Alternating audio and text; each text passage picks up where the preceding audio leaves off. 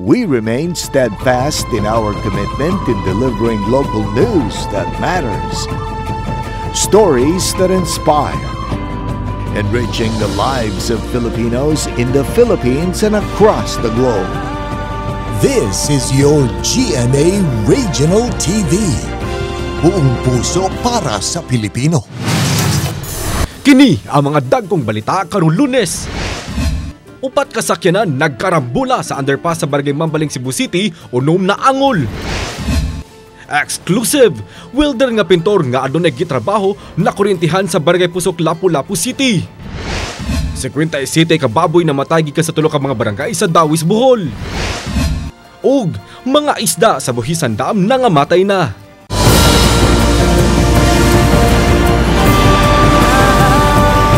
Kini ang GMA Regional TV Balitang Disdak. Maayong hapon, kini ang inyong GMA Regional TV Balitang Disdak, ang bugtong kasaligan, kasandigan o kadangpan sa mga Bisaya nga maghatod sa labing dako ug mga nagunang balita nga mahinungdanon sa Central ug Eastern Visayas. Ug live din sa GMA Complex sa Dakbayan sa Sugbo. Ako si Alan Domingo.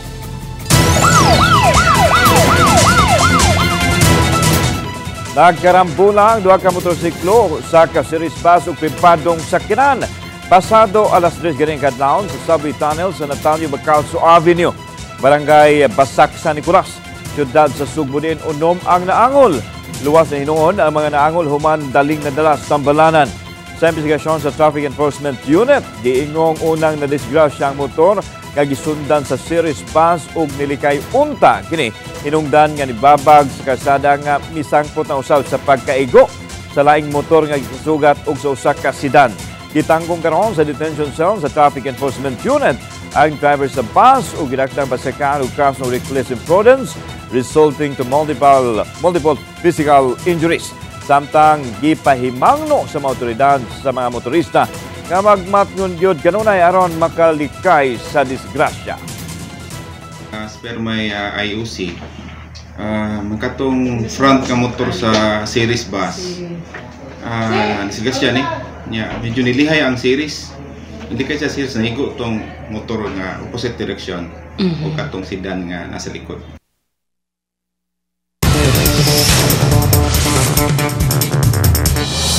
Bisan kung grabe ang nasinating kainit sa panahon, ang Talisay City Health ni pahimangno sa mga Talisayanon nga dili mo kumpiyansa sa dengue. Ang report ni Femari Dumabo. Kini ang gipahinumdum ni Dr. Lino Alanzado, ang Talisay City Health Officer, nga bisan kun walay mga pag-uwan, dili mo kumpiyansa kay posible gihapon nga daghang lugar ang mamahimong kaitlugan sa lamok nga magdala og sakit nga dengue. Sama na lang niining mga galon ug balde nga gipamutang sa kilid sa daan nga giandam alang sa rasyon sa tubig. Lakip na usab niini ang mga gipunduhan og tubig sa sud sa Panimay. Karong tinginit manggod, hinay kayo ang aga sa MCWD. So ang ginabuhat sa mga tao magpundo og tubig sa ilahang mga dagko nga balde. Nga inahilaw malimtan nga nana day ito'y mga nguyo-nguyo dito mahimo na hinong lamok. So akong awhag sa ilahang i-check nila ilang tubig nga napundo. Kung dili man magamit anang adlaw. So kadinero hangtod sa buwan sa Marso, base sa talaan sa Regional Epidemiology and Surveillance Unit, nakatala og 33 ka kaso sa dengue ang dakbayan sa Talisay. Hinoon, giklaro ni Dr. Lino Alanzado nga 8 lang niini ang kumpirmado. Sud sa Panimay, no, kada sa mga hinugas nila, labi na kanang ilang gipatuluan sa mga plato, i-check siya. Basig na yung mga nguyo-nguyo na nga mahimong lamok. Oo, mahimong mga larvae. Walay natala nga namatay sa dengue karong tuiga. Uban ni Godfrey Rilien, Femari Dumabok. Balitang Bisdak. Welder og painter sa usa ka hotel sa Barangay Pusok, Lapu-Lapu City na kuryentihan samtang nagtrabaho sa fasad sa nasing establishmento. Si Luan Merundina sa report. Kulbahinam ang gipahigayong technical rope rescue sa mga sakop sa Lapu-Lapu City DRRMO pinaagi sa abag sa Lapu-Lapu City Fire District sa usa ka welder painter nga nakuryentihan pasado alas 9 kaganihang buntag. Kay dito sa atop sa hotel ang naasoyng welder painter lisod ang mano-mano nga pagpakanaog kaniya gamit ang stretcher. Hinuon ana ara siya'y panimuot. Matod sa kontraktor nga si Rodel Bueno nga gikuha sila aron sa pagtrabaho sa fasad sa maong hotel. Ang welder painter nga si Edward Manulong, 45 anyos, ang nagpintal sa ibabawng bahin sa fasad. Siguro sa iyang kuan baka naduol lang gid kayo pagsaka niya ba? Ang iyang o. Muto nga murag na samad ang yan diri.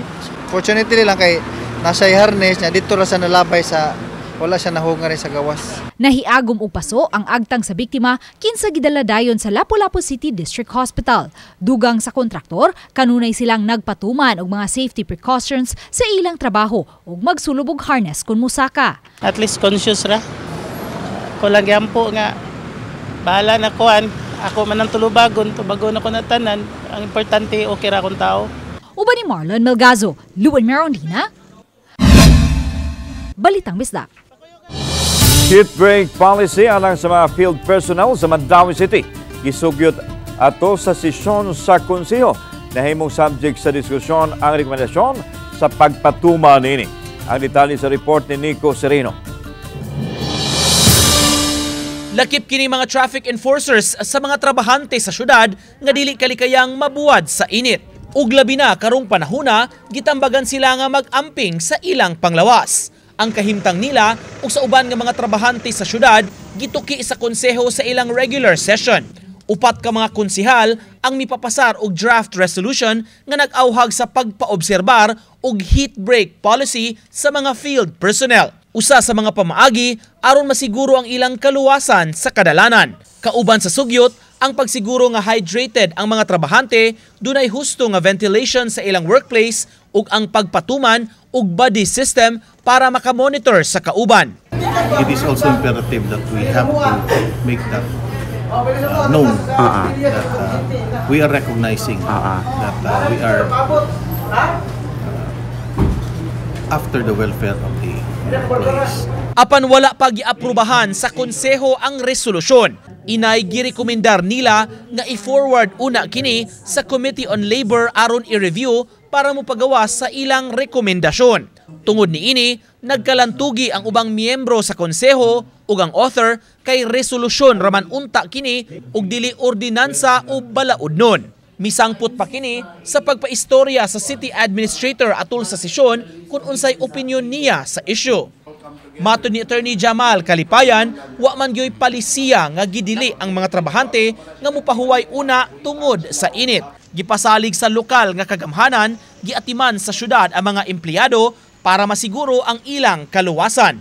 Sobra ka init, palandong gina sila. In fact, we have been practicing this sa mga mula ni siya og unspoken nga practice, but there is no prevention by policy or even by practice gyud nga ato gini silang gingnan nga dapat diha jud ka sa ilalim sa initan dili mo biyaan imong post because that would be a very silly nga nobody will do that to their own workers.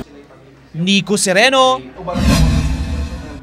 Balitang Bisdak. Sa lalawigan sa Bohol, maabot sa 57 ka baboy ang namatay tungod sa African swine fever. Gikan kini sa mga barangay Mayakabag, Baiking ug Mariveles sa lungsod sa Dawis. Si Bohol Governor Enrico Aristotol Omintado ang may kumpirma nini. Og nunot nini, mipagawas og executive order ang gobernador nga temporaryong nagdili sa pagpasulod og mga buhing baboy ug mga produkto nini sulod sa 30 ka adlaw gikan sa Panglao ug Dawis padung sa mainland Bohol. Sukad ni antong Abril 18 og molungtad sa Mayo 18 ang pagdili nga maora usab ang fiesta season sa lalawigan.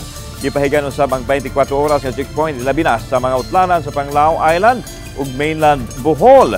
Nagpatuman usab og stamp sa mga residente sa Panglao nga moagi sa checkpoint ug kunwa moagi gyud sa makuting pakisusi ug proseso. Nahingawa kayo si Governor Mintado nga ang 6 bilyones sa pesos nga hangin industry sa probinsya maapektuhan tungod sa isyu sa ASF. Sa miaging tuig, 80 ka mga baboy ang nagpositibo sa ASF sa Barangay San Vicente, lungsod sa Pilar, apan paspas kini nga napakka. Ang atong hog industry sa Bohol maapektuhan gyud, not only kani mga big time, kani po atong mga small time kaning nagbuhi silang backyard kaning nasa mong balay, usa po na sa mga potential na maigo kung ma-spread out ni. So mo na karon na mangayo lamig gamayng pagsabot sa mga tauhan nganong ato ning gi-stricto aron dili ni ma-spread out.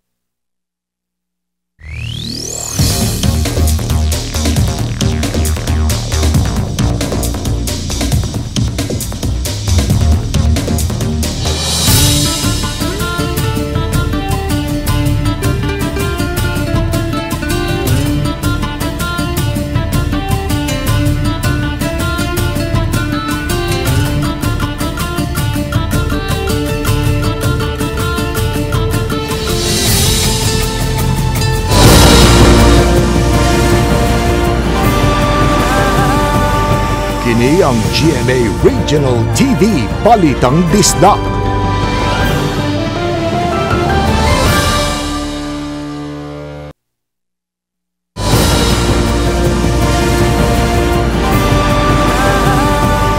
Kini ang GMA Regional TV Balitang Disda. Nagbangutan karon ang pamilya sa usa ka overseas Filipino worker nga taga Cebu nga usa sa mga namatay sa Dubai sa United Arab Emirates sa pag-igo sa kusog kaayong uwan ug baha. Ang detalye sa report ni Nico Sereno. Naputo sa kaguol ang pamilya Kasipong nga nakadawat sa balita kabahin sa ilang padre de pamilya. Taga-barangay Tangil sa lungsod sa Dumanhog si Dante Kasipong, 47 anyos, kinsa nagtrabaho isip aircon technician sa Dubai Airport. Namatay siya human matagak sa gituuhang sinkhole ang ilang gisakyan, kuyog ang iyang makauban sa trabaho. Na-rescue si Kasipong og na-airlift apan nakabsan sa kinabuhi. Ang pamilya nakalitan sa maong balita. Matod sa iyang asawa, sa katapusang istorya nila sa iyang bana, gibalita niini ang walay puas nga ulan. Akala ko wala lang silang wifi, wala connection sa airport. Kasi minsan ganun man taga nangyayari sa kanya dun.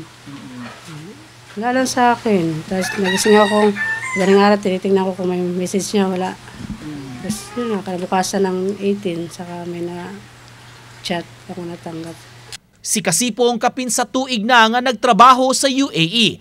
Doon na kinigibilin nga tulo ka mga anak, edad 21, 20 ug 17. Ang kamanghuran mo graduate sa high school sa sunod buwan. Kalitan kay kalit-kalit rajud kayo sir kay kana mong pampa kay sa mong tan-aw sir ba kay kusgan pa kayo kanang iya yung kuan bang magtrabaho siya para namo kanang yung pagkamaayong ama sa mo kanang kuan kung sang pangayoon bisag kanang okay ra mi sa mo kinabuhi ba kanang sakto ra iya yung paningkamutan nga mahatag sa mo. Nang hinaot ang pamilya nga matabangan sila aron madala na pabalik sa Cebu ang iyang patayng lawas. Nakig-alayo na ang buhatan sa OWA ug DFA sa ilang pamilya. Nang hinaot usab sila nga matabangan sa ahensya nga gitrabahuan sa ilang padre de pamilya. Ano na lang din yang lagi matatag para lang sa mga bata at siyempre para rin makatapos din sila sa kanilang pag-aaral rin yan. Maging matatag lang. Muli pangarap niya sa mga anak ko. Kaya yan bumalik siya sa Saudi, sir. Para lang, sa Dubai, para lang makatapos yung mga anak niya sa kanilang pag-aaral. Yun ang pangarap niya. Uba ni Marlon Melgazo, Nico Sereno, Balitang Bisdak. Mosa kasimana na karon sukad ni Ulbang sunog sa landfill sa Barangay Tapol, Talisay City. Apan hangtod karon padayon pang pagbuga sa aso. Ang Talisay City Health adunay pahimangno sa publiko. Ang live report ni Femery Dumabok Fem.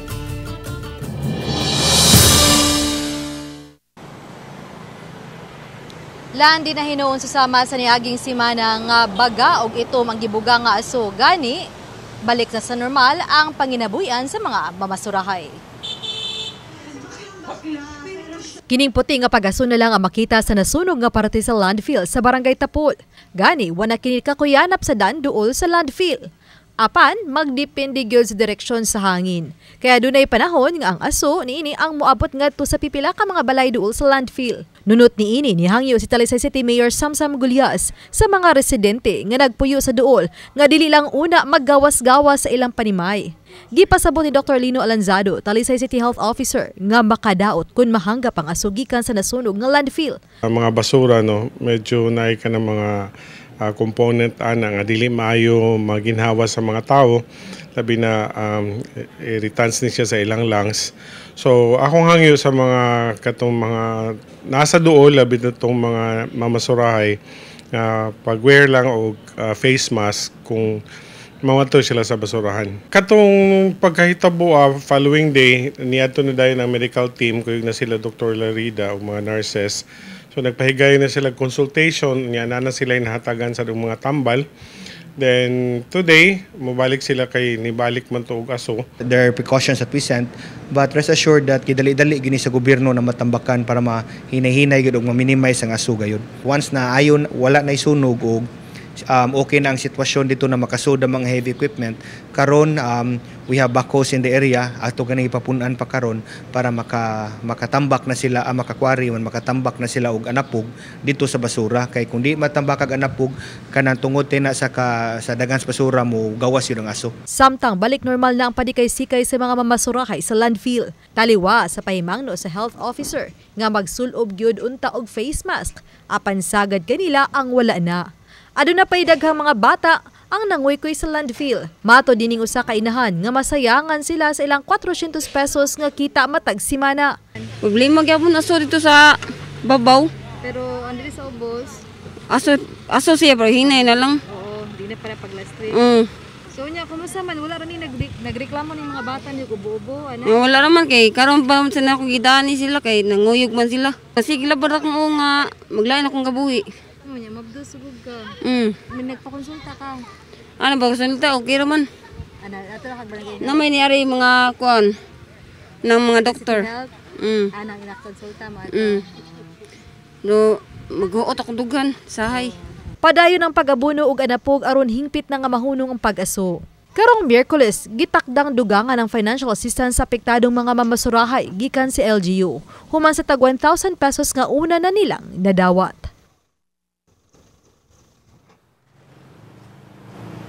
Lan gabi isubling ni sila ob ang kayo diha sa landfill. Hinuon na pangrosab kini human sa dul-ano sa kauras gapakigkumbati sa mga kabumbiruhan sa Talisay City. Usa kini sa rason nga naka-standby paghihapon ang BFP personnel sa Talisay City ubana sa ilahang fire truck og water tanker sa Talisay City government. Og matag karon og unya bisbisan og tubig ang mga basura diha sa landfill nga wala pa masunog. Kini aron usab dili mo sa laob ang kayo niini. Ilabi na nining grabing kainit sa panahon.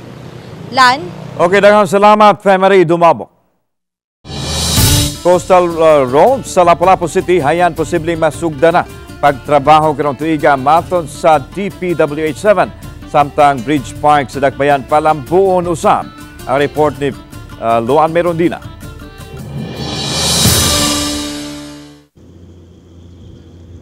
Nagpahigayon og joint inspection kaganihang buntag ang mga engineers sa DPWH-7, DPWH 6th Engineering District Office ug Lapu-Lapu City Engineers Office aron sa paghingpit na sa alignment sa himuong Coastal Road.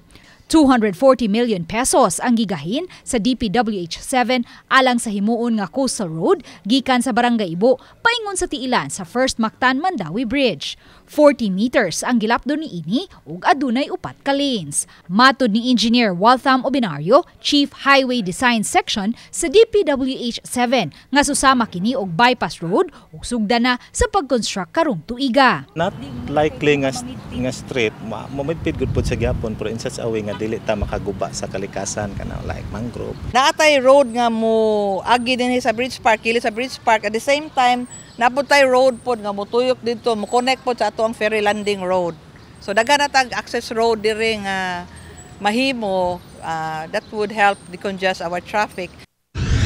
Hayan, mas munindot pa usab unya ang Bridge Park ilawom sa First Mactan Mandawi Bridge nga i-renovate usab karong tuiga. Matod ni Lapu-Lapu City Engineer Perla Amar, adunay budget nga 40 million pesos gikan sa DBM nga magamit sa pagbuntar og mga exercise equipment ug playground equipment sa dapit. Butangan usab kini og viewing deck nga magatubang sa Mactan Channel. Uban ni Marlon Melgazo, Luan Merondina, Balitang Bisdak.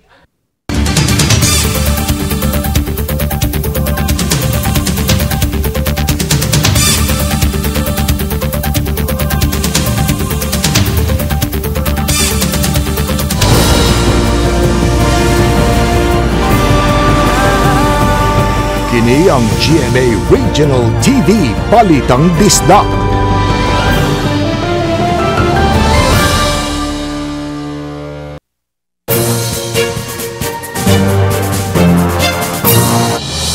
Nagpadayon ang paghubas sa tinubdan sa tubig sa Metro Cebu tungod sa naglagiting nga kainit sa panahon.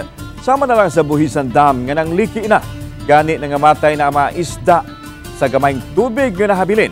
Apan luyo sa krisis nga nasinati mitumausab ang pagpakabana sa uban ngadto sa ilang isig ka tawo nga giuhaw karon sa tubig. Sayra nato ang istorya niini pinaagi sa GMA Regional TV Presents. Mao kini ang magkapalusno nga kahimtang karon sa Buhisan Dam nga usa sa gisaligan nga surface water supply sa dakbayan sa Sugbo nga kanhipuno sa tubig apan karon naugha na.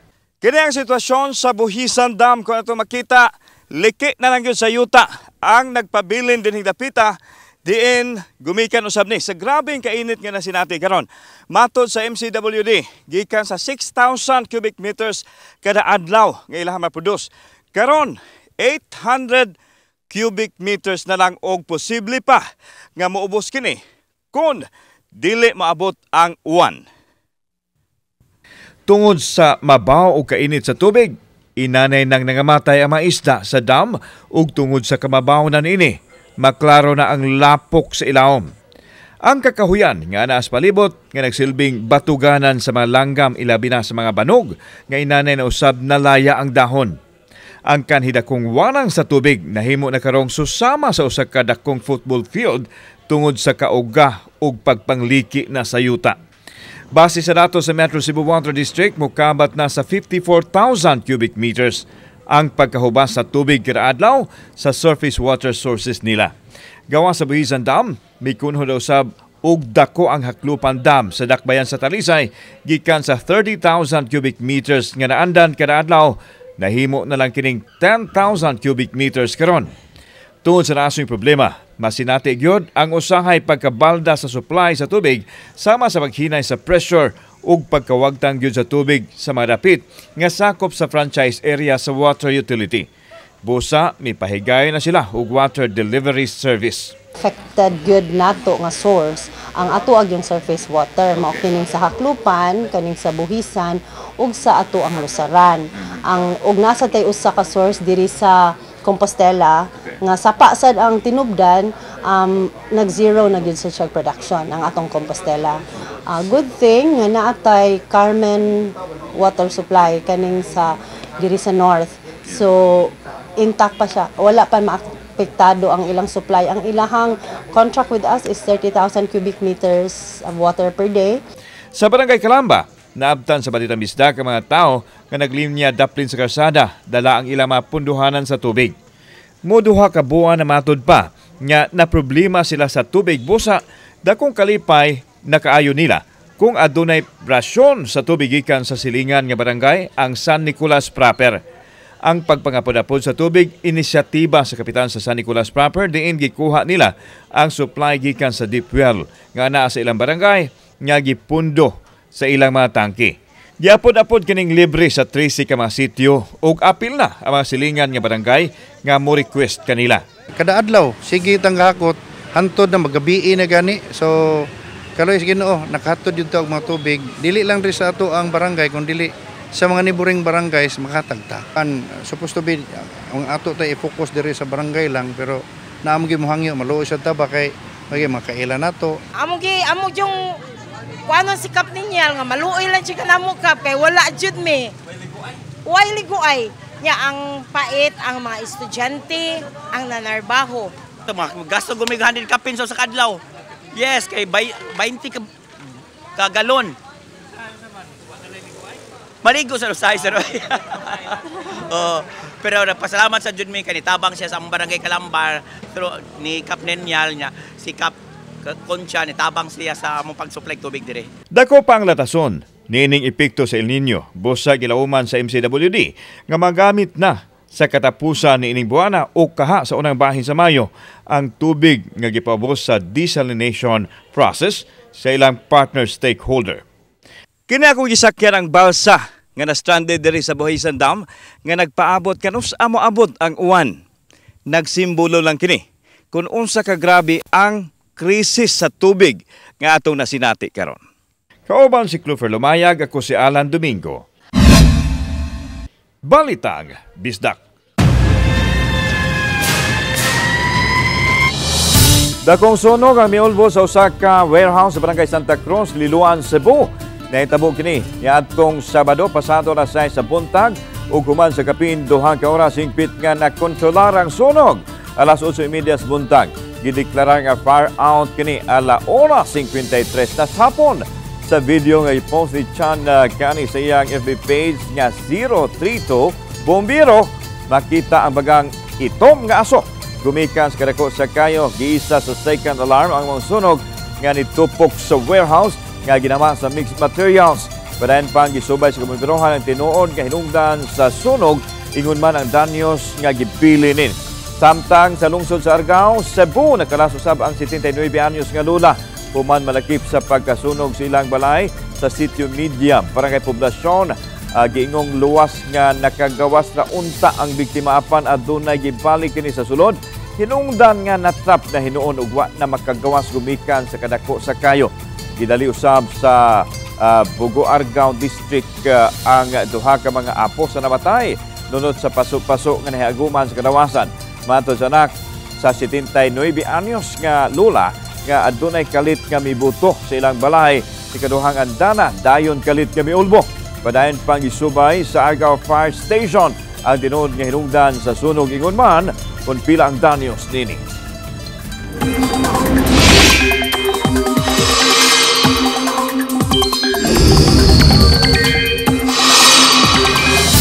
Bisan pa man sa kainit sa panahon, nasinati ang kalit nga pagbunog sa uwan sa pipila ka mga dapit sa Eastern Visayas. Sa 24-hour rainfall monitoring sa bagaan sa Visayas, natala ang 39.7 mm sa Baybay, Leyte, 19.2 mm sa Giwan, 10.1 mm sa Burungan, Eastern Samar ug 9.0 mm sa Tacloban City. Nakasinati usab og pag-uwan ganina buntag ang Northern Cebu. Matod ni Engineer Joseph Perlas, ang weather specialist sa Pag-asa Visayas, ang nasinating pag-uwan epekto sa east release nga nagkaroon sa sidlakang pahin sa nasod. Apan, padayon nga masinati ang init sa panahon hangtod sa buwan sa Mayo. Sa pagkakaroon, nasinati sa Subo ang 38 degrees Celsius nga heat index. Init yapon natin po sa panahon, makapaabot pa punta, no? Kaning 40 degrees Celsius, posible na next coming days o labi na sa buwan sa Mayo. Magpadayon yapon mas init pa, expected na to na temperatura o taas nga heat index. Ang Commission on Higher Education nag-inspeksyon sa Mandawi City College pasado alas 10 ganinang buntag. Naabot sa eskwelahan ang mga personnel sa CHED subay kini sa validation nga gihimo nila pagsusi sa campus sa kurso ug mga kagamitan sa mga eskwelahan. Alang kini sa aplikasyon sa eskwelahan, alang sa COPC o Certificate of Program Compliance sa pag-ila sa CHED sa mga kursong gi-offer nila. Wa makasod ang masakop sa media sa eskwelahan ato sa inspeksyon apan gi-report sa Committee on Education Head ang nahitabo og nang hinaot nga positibo ang resulta niini. Nagmalamposon ang pagpahigaan kagahapon sa Ironman 70.3 Triathlon sa Lapu-Lapu City. Apan ang mga atleta minadong apektado sa grabing kainit sa panahon. Ang report ni Nico Sereno. Pagsugod pa lang, makita na ang grabing kahinam sa mga atleta sa pagsalmot sa Ironman 70.3. Gipangunayan sa gobernador ug mga city officials ang pagbukas sa aktibidad. Alas 6:20 gisugdan ang race, una sa mga pro athletes gikan sa lain-lain nga mga nasod. Gisunod niini ang mga partisipante sa lain-laing kategorya sama sa relay. Human sa kutas nga 1.9 kilometer swim, milaho sila sa transition area para makuha ang ilang magamit ug masugdan ang bike course. Mitadlas ang rota niini sa Lapu-Lapu, Cordova, dayon sa 3rd Bridge paingon sa Cebu City ug pabalik. Gisunod ang run course sa mukapin sa 21 kilometros nga rota patuyok sa may Punta Engaño area. Sa pagpahigayon sa race, kanunay gipahinumduman ang mga atleta nga magmatngon sa grabing kainit ug siguroon nga makahydrate. Samtang mas migrabe ang kahinam sa mga tao, dihang pahumanay na ang lumba. Sa 4 hours 2 minutes finish, mikampyon ang taga South Africa nga si Henry Showman nga mainitong gisugat sa mayor ug kongresista. Samtang sa female category, taga Netherlands ang mikampyon. It was hot, but I just try to keep my cool. I try to just keep in rhythm, and the last K really got to me, but I'm really happy I won today.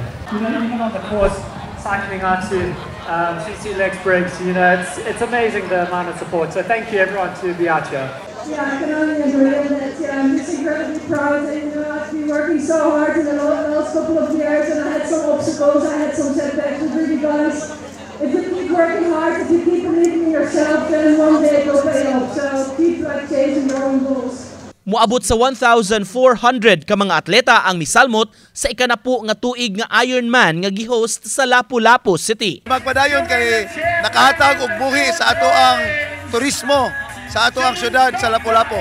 Doon ay mga challenges in preparation like sa atong karsada and even atong gi-event yun ang ato ang karsada para sa ilang bike, sa ilang run o atong mga stray dogs nga atong gipang rescue.